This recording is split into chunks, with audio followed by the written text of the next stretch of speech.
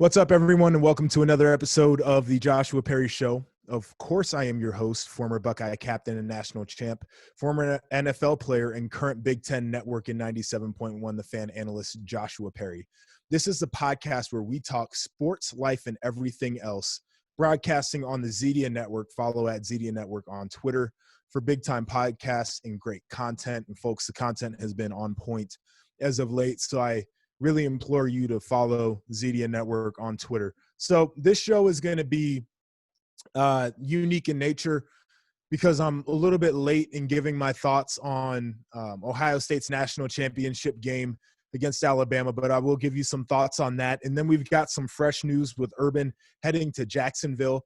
And so I will definitely let you know what I'm thinking there, what the challenges will be, what's going to translate over from the college game, and overall what my expectations are of Coach Meyer as he makes that transition. And then I'll end the show off talking about something that happened a little bit over a week ago, but I think it needs some attention. It was the storming of the Capitol and what happened there, and some parallels to some of the content I had over the summer, because I think it's important enough to talk about. So diving right into it, Ohio State obviously on the losing end of that national championship game. It was a tough one to stomach. Final score of 52-24. I'll start off by saying that I think that the Alabama team that Ohio State just faced might go down in history as one of the best Alabama teams ever assembled. And they've had some really good ones, but I'm not exactly sure anybody was going to actually beat that Alabama team. And you look offensively with the three Heisman Trophy candidates, one of them actually winning the trophy in Mac Jones, Najee Harris, and, of course, Devontae Smith. That was a problem in and of itself. And then you add in the threat of Jalen Waddle, whether he was going to be effective or not. Just his presence on the field, I think, was a challenge for Ohio State to deal with. On top of that, John Mechie, Jaleel Billingsley, just all of the offensive weapons and an offensive line that is truly elite. And then on the defensive side of the ball, not necessarily the guys that we have come to know and love from Alabama defenses, but I think Patrick Surtain was somebody who definitely had an effect on that game for Ohio State when they were looking to drop back and throw the ball, and I'll kind of get into that. But overall thoughts is immediately, first and foremost, Ohio State on all fronts, offense, defense, special teams, game management, everything else, in my opinion, was outclassed.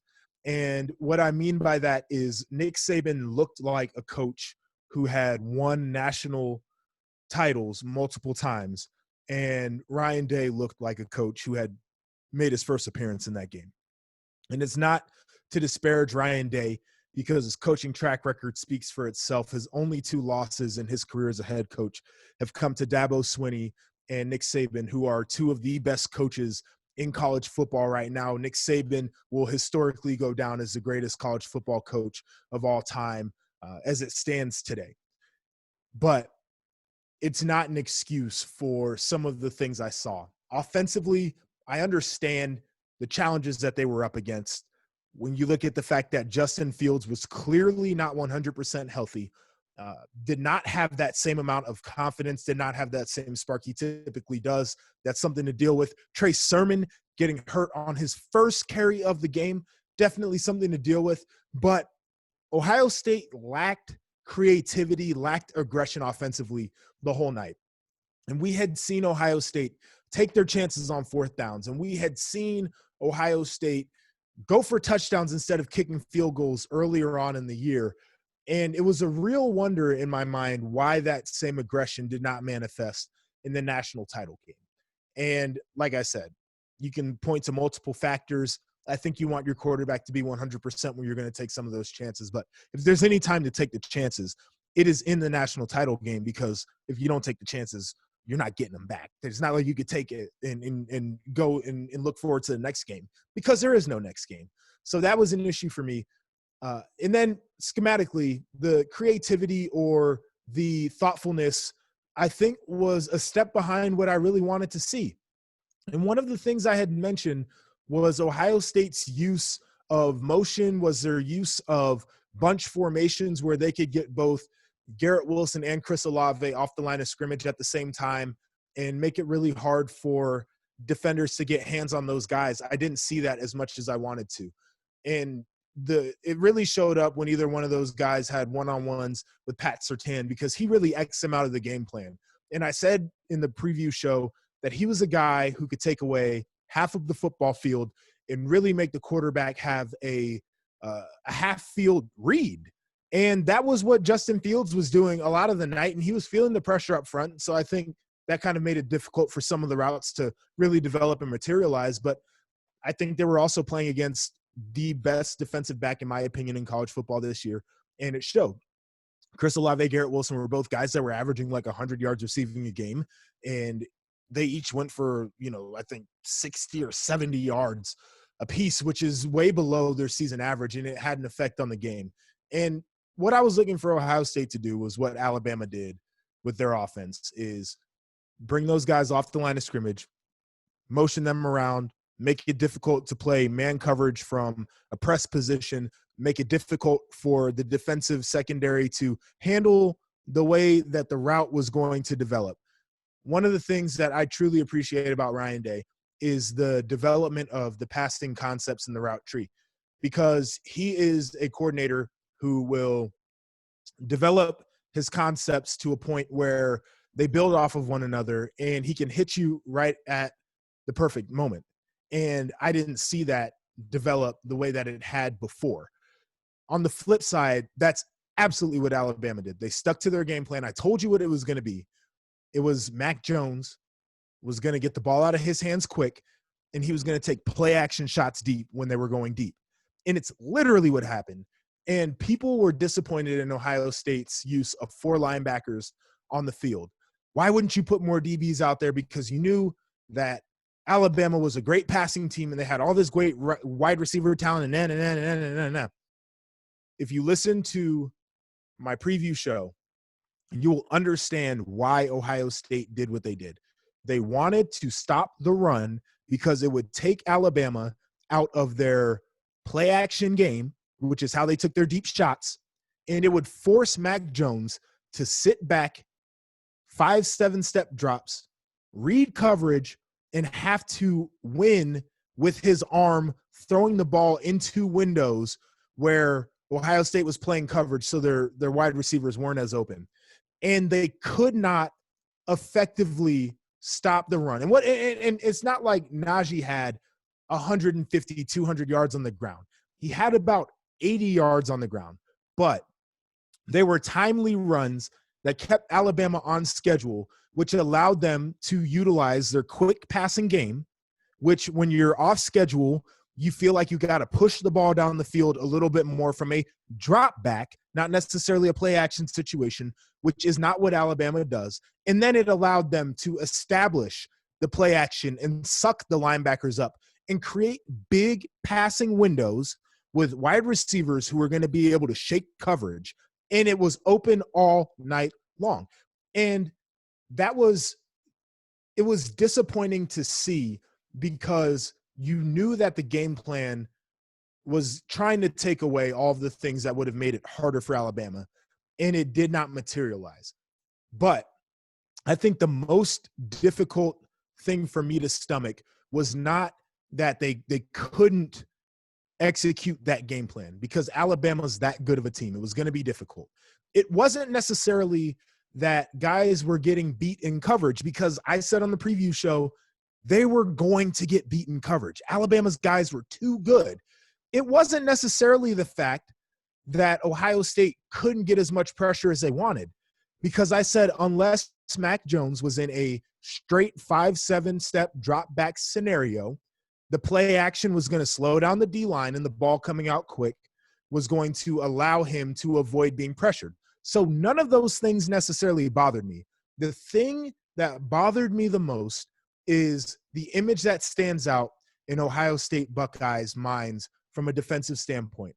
It's number 32, Tuff Borland, being in coverage on number 6, Heisman Trophy winner, Devontae Smith, on a deep over route. And Ohio State fans are mad for the wrong reason on that. They're like, oh, why would you play man-to-man with the linebacker on Devontae Smith? It's not what they set out to do when they called the defense. That's just stupid. Nobody getting paid as much as Kerry Combs and Greg Madison and the rest of the defensive staff would ever do something so ridiculous. That's not what they did. But it also shows that Ohio State's defense maybe didn't think through all of the scenarios and didn't have all of the proper checks in place to avoid unfavorable situations such as that. And I will explain as best as I can on this show with my words. So Ohio State is a base single high coverage team, regardless of whether they have 4 linebackers, 4 defensive linemen, and what would that leave in the back end? 3 defensive backs, whether they have 3 linebackers, 4 defensive backs, 4 defensive linemen, or whether they have 2 linebackers in the game with their nickel package, nickel meaning 5 defensive backs in a 4-man rush. They are a base single high safety team. Out of single high safety, you can play basically 2 coverages, man-to-man, which 8-man box, single high safety in the middle of the field is your free guy. Obviously, playing man-to-man on the 5 wide receivers, typically a free underneath player to clean up messes there. So you got 2 free players, 5 guys in coverage, 4 guys rushing. Or you can play a 3 deep zone concept, which is the corners in the middle of the field safety have 3 deep zones. You have 4 underneath coverage areas, and you have a 4-man rush. And it's, again, 8-man box, good for the run. This is what single high does. That's why people like playing it. When you're in a man-to-man team and you can drop into a single high zone, it really lets you disguise all the different things. And that's what Ohio State does. And on that play, they were not playing their man-to-man concept. It looks the same at the beginning of the play, so I can understand how people would feel like that. They were playing their 3 deep zone concept. In the 3 deep zone, you have 2 buzz flat players. So they've got, the short area of the field outside the hashes near the sidelines. And then you've got 2 inside hook players, a weak hook, strong hook player. And they drop basically around the hashes in that area. And then, like I said, 3 deep zones.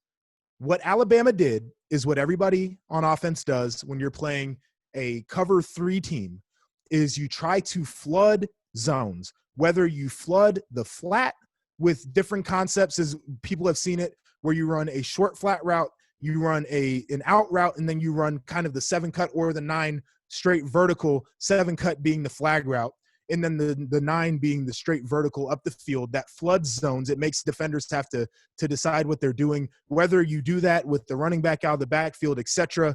They do the flat, again, kind of 5 yards, 7 yards to the flat, and then the 7 cut, which is the flag route above that. It's a 3 deep flood concept zone beater. They'll run 3 people through a zone. And then the other thing that they do to flood the deep zones is 4 verticals.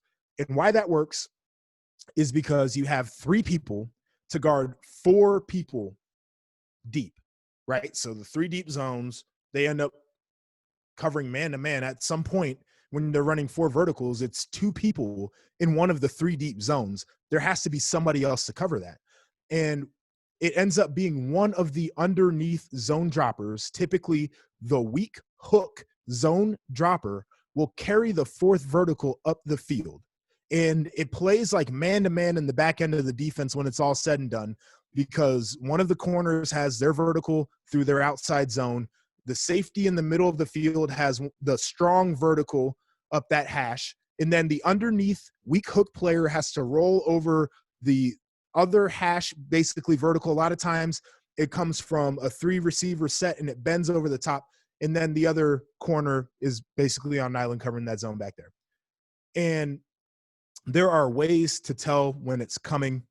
And Alabama gave it to Ohio State, and it seemed like Ohio State wasn't even checked in. So Alabama gets into a 3-by-1 set, 3 receivers to the left, offensive left, and 1 receiver to the offensive right. They run essentially what turns out to be 4 verticals. Now, they don't all just go straight vertical up the field, but as a defender, once the receivers are past like 10 yards, you can't tell where they're going to finish their route, so you just play it like it's 4 straight verticals. And where you have issues with that underneath player who has to take that 4th vertical is when that guy is a speed guy. We used to say, when I played in that system in the league, when you have speed at number 3, you either got to get on your horse or you got to check into another defense. And when you're Tough Borland, there's no horse to get on because I love him to death, but athletically, he's not built to cover that guy. There's not a linebacker in America who is. Not a lot of DBs in America who are built to cover Devontae Smith. And so they probably should have had a check in there. And if I was Kerry Combs and I was coordinating that defense, I know I'm giving a damn dissertation. I'm going on and on. But I need y'all to understand this. If I was Kerry Combs and I'm coordinating that defense, day one to install for Alabama, I'm saying, all right, we got our base 3 deep. This is one of our adjustments. When the offense gets into a 3-by-1 formation and they've got speed at number 3, speed being Jalen Waddle or Devontae Smith, John Mechie probably, and you have one of the underneath players that has to carry that is not a safety, you're checking out of the defense. And I don't know what they're checking to. That's not for me to decide, but I definitely know they should have never been in that. And so Alabama walks out there, trot up to the line of scrimmage. They got number 6 at the 3 slot, that speed at 3. You've got the exact matchup you want because the weak hook defender is one of the linebackers.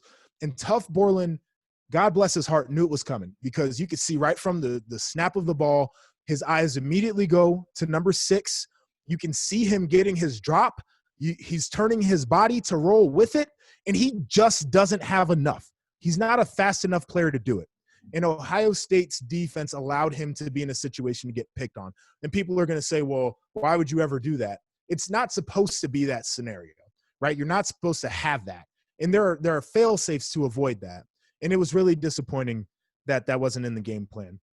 And so among other issues for Ohio State, like I said, Justin Fields not being 100%, Trey Sermon being banged up. You had some guys off of the defensive line who were not in the game plan. The biggest thing that stands out to me about that game is that Ohio State was effectively outcoached from start to finish, and it leaves you with a bad taste in your mouth because you know that when you get to that part of the season, when you get to a national title game, you want to be competitive, and they just weren't. And so the question now becomes, where does Ohio State go from here? I think they're in good hands. I think they're in good shape. They got some questions to answer in terms of defense and what they want to do schematically and what they want to do in terms of technique. And that's perfectly fine. I think they can answer those questions because they'll be more experienced in the back end next year. They're going to have a huge question at quarterback, and neither one of the quarterbacks on the roster behind Justin, which would be CJ Stroud and I believe Jack Miller, have thrown a pass in college football. So that'll be a big issue. But Ryan Day is great with quarterbacks, so they'll get that situated. Ohio State's going to be fine. It's just going to be a matter now of when they're on the biggest stage, can they keep up? Because Ohio State's coaching staff, in my opinion, outclassed Clemson by far. Brent Venables looked like he never called a defensive game before. Ohio State had his number, had it figured out to turn around and play Nick Saban and look like they were light years behind. I think Ryan Day is a way better coach than that. I don't necessarily think that performance will happen again because it's going to force him to self-evaluate. And I know he's an introspective guy and he'll have that figured out. But again, extremely disappointing to have that taste in your mouth going into the offseason. I want to shift gears and talk about the big news of the week, and that is Urban Meyer officially becoming an NFL head coach for the Jacksonville Jaguars. We had speculated in sports media about this happening. It seems like it's been in the works for about a month or so, and now we finally get here. The deal is done. Urban is heading to Jacksonville.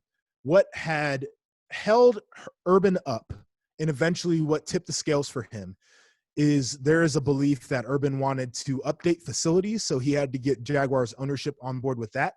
And there was an idea that Urban wanted to have a coaching salary pool that would be able to attract the best coaching talent there is to offer.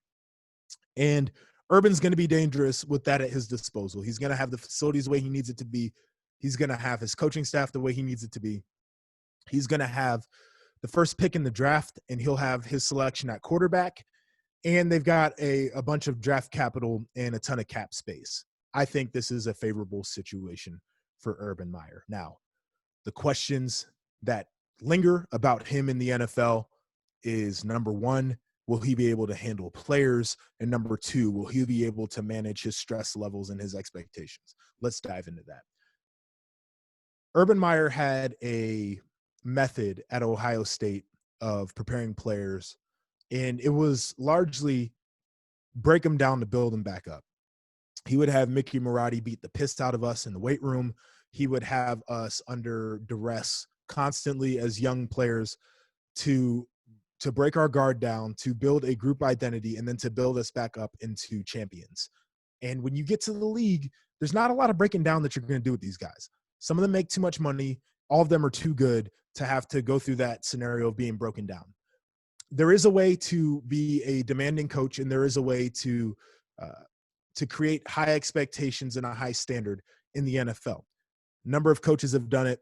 Players like tough coaches, players like coaches that have high standards. Players don't like being talked to like they're kids. Players don't like being broken down when they're in the NFL. And so Urban's going to have to adapt his coaching style to reflect a certain toughness and a certain level of expectation, while also maintaining the power structure that exists between coaches and players in the NFL. And I believe the only way to do that is to come in and earn their trust by showing that he is knowledgeable and by producing results. And that's something that happens over time. And I think that's how the break them down thing, really works, is it accelerates the time aspect of it. He can't do that. So it's going to take a little bit of time, but I think all the pieces are in place. The other thing that I talked about is the expectations. And I think this one's big because this is the sustainability aspect for Coach Meyer. Coach Meyer is a high stress person. He's a high performance person, and it leads to a lot of stress in his life, to the point where he had that cyst on his brain it would react to the stress that existed in his life. And it forced him to take a step away from coaching. And now he's back. And it's a different environment in the NFL because there's a true offseason that exists where he can get out of town, he can get away. He doesn't have to chase guys to class. There's no recruiting trail. You can cut these guys if you feel like they're a cancer in the locker room, whatever the case is. You pick and choose what you want to deal with when you're an NFL head coach. And so from that regard, you can manage your stress levels. But then there is the results aspect that produces stress and anxiety. And Urban Meyer always talked about the fact that in Columbus, losing games is unacceptable. In Columbus, not winning a Big Ten championship is unacceptable. In Columbus, not making it to the playoff is unacceptable. And to do that, you have to be perfect. A lot of times, to be Big Ten champs, you have to be undefeated, especially to make it to the playoffs. A lot of times you have to be undefeated, maybe one loss, and that's a black eye and a blemish, and it's hard to deal with. In the NFL, you can call 6 losses a successful year because it puts you in position to get into the playoffs. It really does. And that's a paradigm shift for him, because 6 losses in college football means your job is on the line, especially in a place like Columbus. And so he's going to have to, for his own sake and his own sanity, have that paradigm shift in his mind, because players in the locker room understand. Nobody likes losing, but you understand that everything's still in front of you. There can't be a feeling of fatalism for Urban when you lose a game and now what do we do? There's something wrong. We're going the wrong direction. No. Coach up off the tape. Get these guys right. Let them know what's ahead of them. Let them know that it's not acceptable to lose, but it's not the end of the world either, and keep it pushing. And from what I've seen of him and his new behavior in retirement, I think that he can take that step. It's going to be difficult, but I think that he can do it.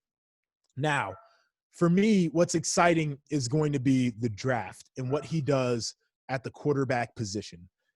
I'm of the belief that he goes with Trevor Lawrence. And I've had conversations with Urban about both Justin Fields and Trevor Lawrence, and he likes both quarterbacks a lot. The way I've heard him talk about Trevor is different. He's said that Trevor's potentially the best college football quarterback he's ever seen. The stats would back it up. The results would back it up. Trevor's a winner. Justin's a winner too. But I really do think that he goes for Trevor Lawrence. And now this is what we get to see, is Urban Meyer adapting to the NFL game. And I think we saw that evolution while he was coaching at Ohio State. You had Braxton Miller, who obviously one of the great athletes with the ball in his hand.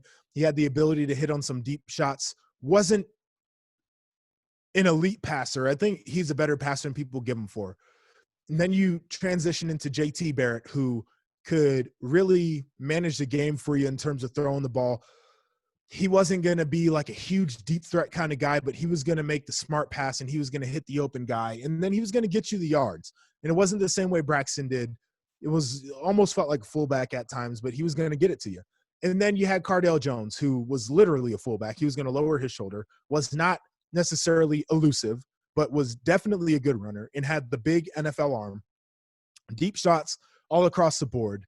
And then you had Dwayne Haskins, who was a true NFL pocket passer. He hit every pass on the field, did not matter what it was. And we watched that evolution. We watched the self-awareness of Urban to understand what the offense had to do to suit the quarterbacks that were playing. And even making a coordinator change and bringing Ryan Day in when he knew that his offense was going to be more of a Joey Burrow or a Dwayne Haskins offense and not necessarily a Braxton Miller, JT Barrett type of offense. And so I'm excited to watch that evolution of how he puts the staff together and how he decides to use his offense, because Trevor Lawrence is a guy who ran out of the spread in college. He's a guy who we know is a good runner, but he will be a great NFL quarterback because the pocket presence, the awareness, the build, the arm, the everything, he has it all. And I'm excited to watch how that goes. On the flip side, I'm very curious to see what the defense looks like. And again, the self-awareness for Urban is one of the things I think kept him great. In 2013, we had a defense that was ass. We sucked. We were terrible. It was the reason why we couldn't win the Big Ten championship in the Orange Bowl. That defense literally held us back. And Urban had the awareness to encourage the defensive coordinator to look at other opportunities. He ended up becoming a head coach at James Madison and brought in Chris Ash to bring in a completely different defensive scheme that suited our skill set and our players, the personnel better, right? So Urban's a guy who is not this is my system and he'll fit a square peg into a round hole. He's a guy who says it's not the player's fault if the system's bad. It's the system putting the players in a bad position. He doesn't like doing that. And so I'm curious to see what defensive coordinator he brings in, what system he likes to run. But one thing I do know is the system will fit the personnel. And it will always fit the personnel because he has the awareness to understand that it's not the player's fault if the system is bad. I'm excited about this. I think Urban becomes a very good NFL head coach. Might take a little while to get the deal off the ground, but it's going to happen. And I'm excited about it. Really looking forward to seeing that. I'm switching gears to something completely different than sports right now. This has nothing to do with college football. It has nothing to do with NFL. It has everything to do with what we've seen, not just lately, but it connects back to things I talked about on this show over the summer. So we saw the insurrection at the U.S. Capitol, and it was a shit stain, honestly, on American history that a group of people would gather at the Capitol to essentially violently riot and contest results of an election where it has been proven time and time again that there was no wrongdoing, there was no election voter fraud, none of that. It's been proven. And these people still felt the need to show up. And they threatened the lives of members of Congress, which was bad. And information is now coming out that they may have had assistance from sitting members of Congress, which is absolutely egregious. And everybody who was responsible for any part of it needs to be held accountable. They threatened the lives of Capitol Police, which I'll get into why that is absolutely mind-boggling to me. And they threatened the lives of other people who gathered there to the point where people died. That was a day where people were injured, blood was shed, and life was lost. And all summer long, I had to sit back and hear bad faith arguments about the BLM protests and riots and destruction of property and violence and injuries and all kinds of different things. And the reason that the arguments were bad faith was because people really didn't give a damn, clearly, about rioting and violence and destruction of property. people also showed that they don't really give a damn, the same people that they don't give a damn about Blue Lives Matter, about police and respecting authority and following commands. When you're commanded to do something by a police officer, you're supposed to comply. They didn't give a damn about compliance. And that's what makes them bad faith arguments. And I'll go as far as to say that people who made those bad faith arguments are not just hypocrites because they went out and did the same thing, or they didn't do the same thing, but they turned a blind eye to similar things that happen. In the big difference being that these folks were largely white supremacists who were mad about an election result that is certified and is known to be bona fide, and not the fact that there are folks that are a part of their in-group that are literally being killed and nobody's being held accountable for it. These people are not hypocrites. These people simply do not like black folks. And I will stand by that statement 100%. Anybody who made those bad faith arguments did not make them because they felt like the destruction of property was so egregious, or they felt like the civil unrest was dividing this nation. People didn't care about that. Those were talking points. People were mad because of the people that were doing the protesting and the people that were doing the eventual destruction of property over the summer. They were mad that it was black people. So I'll start you off with that. The next thing I'll follow up on is that we talked about it. It's and I'm going to be transparent on this one too, because it's really weird watching folks who supported what went on this summer. Now all of a sudden, a lot of them were F the police and all cops are bad. All of a sudden now talking about how it's bad the way that the Capitol Police were treated. And I've always been somebody who is anti-police brutality but respects police officers, right? And so I'm coming from the standpoint of, I never like seeing police officers being threatened. I don't like seeing them being disrespected, but I also don't think that gives them a license to kill anybody, right? So that's my standpoint. It's just wild seeing that and seeing how now these folks are willing to turn a blind eye or give a soft condemnation, but then hit you with the but. People are mad because their voices weren't heard, or people are mad because they feel like there's something structurally wrong with what's going on here. And it's really, really interesting hearing that, because for years and years, black folks have been telling you that their voices haven't been heard, and that's why they turn to marching in the streets, and then eventually why some of the organizers turn to bashing people's windows in, is, if you're not going to hear me, I'm going to throw my tantrum and I'm going to destroy your things, and then eventually you'll listen. And I literally saw it on Fox News, and I've seen it from Republican talking heads. It's the wildest thing that we don't condone it, but we understand why it's happening. But they couldn't make that same connection, that same understanding when it was black people. Very, very interesting there. But to see the outspoken Blue Lives Matter contingent who were now very quiet about what happened is absolutely amazing, because it's fraudulent. It's bad. It is absolutely egregious to have to be chastised and talked down to all summer long, just to turn around and see none of them really speak up and say anything. And I'm not talking about blue checkmark Twitter, because people say, oh, I saw a lot of people.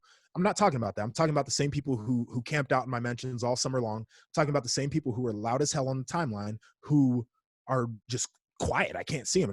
They're our neighbors. There are people that I go to the grocery store with, and there are people who live down the street from me, and there are people who I go into the same office and go to work with at some of my jobs. It's those same people who are now deafeningly silent, and it's really showing their true colors. Finally, I'll end it off with this, because it's taking a really negative tone, but I really got to get this off of my chest. This is not something that is an aberration. People are saying this is not the America I know. No, it is. It is. Y'all need to stop saying that, because it absolutely is. There is a history of this type of acting out by white folks in America. It's happened for years. It will continue to happen until people are held accountable for it, and until um, honestly, until well-meaning white people say enough is enough and they start chastising their hillbilly backwards ass white friends. But and it's unfair probably for me to say hillbillies because I don't live by hillbillies, but some of these people are my neighbors. Um, White terror has caused irreparable damage to a lot of American communities, a lot of non-white communities, but specifically the Black community. Obviously, slavery was a form of American terror against Black people, and we see that there are still remnants of the effects of that to this day, whether people want to believe it or not. The formation uh,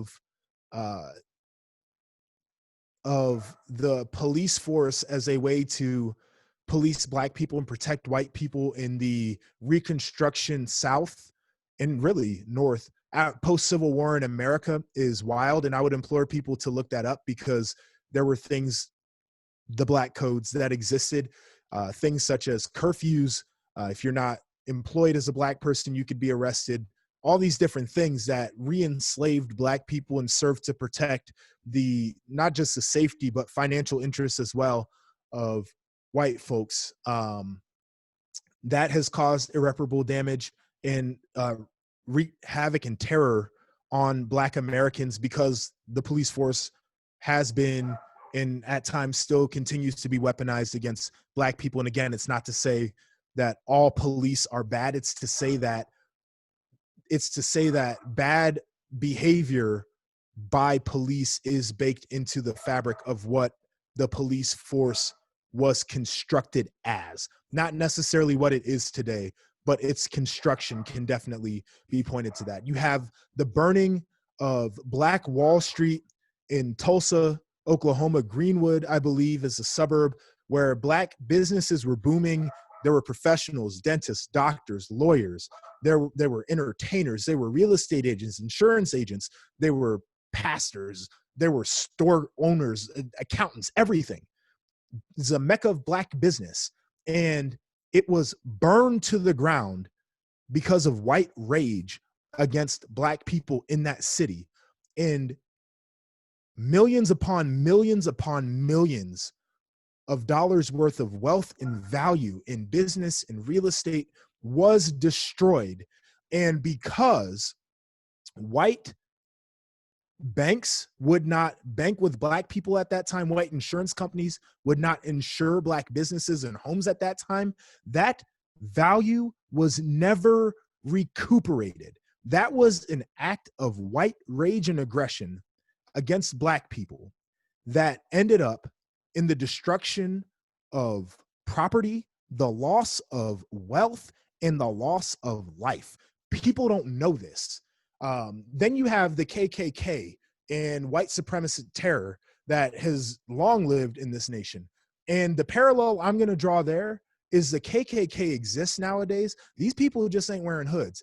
And the reason they were wearing hoods back when they were doing it is because people who were members of the KKK weren't just hillbilly farmers. They were doctors, lawyers, real estate agents, accountants. They were people who were in business.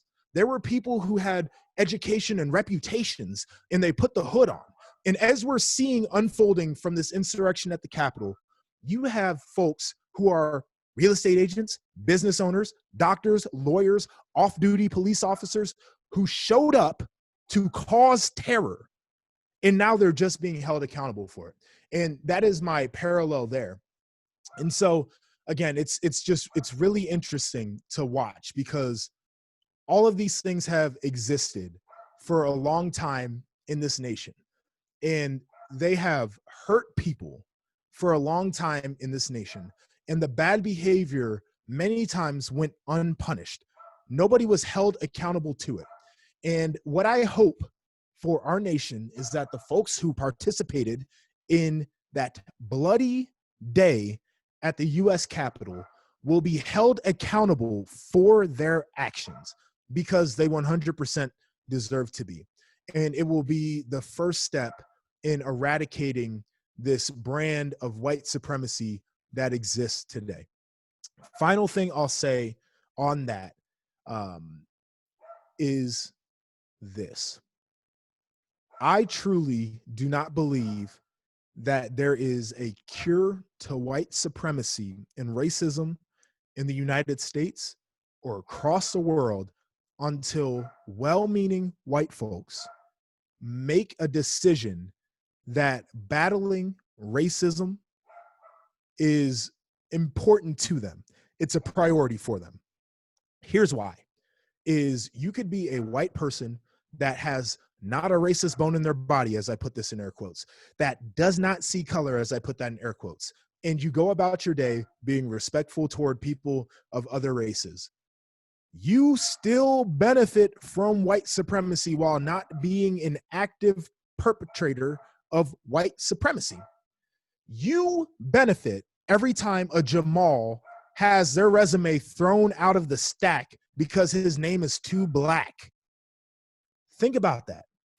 Like that is why it will always exist, is because people who don't participate in it can still benefit from it. And until those people make it a priority, until they're moved enough to say that I am not going to be a part of this as a beneficiary, even though I don't partake in the actions daily, nothing will change. And this isn't just for racism. This is until men decide that it's not okay that they get paid more to do the same job than women, that it's not okay that there are good old boys clubs and spaces that are devoted either by law or just because that's how it's always been, just to women, and they start including women more and they start respecting women's rights, and they understand that, like, for example, the fact that women have to pay for tampons, even though that's a bodily function that exists for everybody, like, that's an issue. And it robs them of the ability to build wealth, even though, you know, it might not seem like a lot of money. First off, tampons are expensive. I bought them for my fiance a number of times. Like, I couldn't imagine having to do that all the time. But like, it's even something as benign as that, until we realize that maybe that should be a right for them and not something that has to be an expense and a burden on them, that this world will change, right? So until well-meaning men decide that sexism doesn't belong in society, it's not going to work. Until well-meaning cisgendered heterosexual people decide that it's not okay to discriminate against homosexual people, and it's not just deciding that it's not okay, but actively combating these things, nothing in this world will change. We are guilty, and I'm guilty myself. I try to be conscious of it, but we are guilty of being beneficiaries of structures that exist without partaking in them. And until we can decide that it is important enough for us to make it our duty to fight these things, not a damn thing will change. And I'm going to leave it on that. I appreciate everybody for listening. I know this is like the most negative show I've done, and I'm sorry. Like, it is what it is. Yeah, I had to talk about the Ohio State game. It's pretty negative. I don't apologize for talking about the insurrection that took place at the Capitol. I really don't, because people need to hear about it, and it's probably going to rub some people the wrong way. It's going to ruffle feathers. It's absolutely a negative tone, but it's something that needed to be said, because it's important to understand how we're at this place right now. History repeats itself, and that's exactly what it's doing. And it doesn't necessarily mirror exactly. It doesn't manifest the exact way it did in the past, but there are a lot of parallels you can draw. And until we decide that enough is enough on these things, it's just going to continue to happen. And I felt the need to say that. I appreciate you all tuning in to the Joshua Perry Show. I got to shout out my guy, Andrew Zolden, who's done a great job with this show and just allowing this platform to do what it's doing right now. Very fantastic. Like I said earlier, follow at Zedia Network on Twitter. You can check out all the great stuff going on. I know the Browns podcast on this network is amazing, and the Browns, they got their playoff matchup coming up, so I know you're going to want to listen to that just to see what they have to say and get a preview for that game. Drive the Lane podcast, one of my favorites as well. That's with Joey Lane and Andrew Zolden running that one, but they do a great job on the interviews. They always have fun content on there, so make sure you check it out. I am Joshua Perry, and this is the Joshua Perry Show.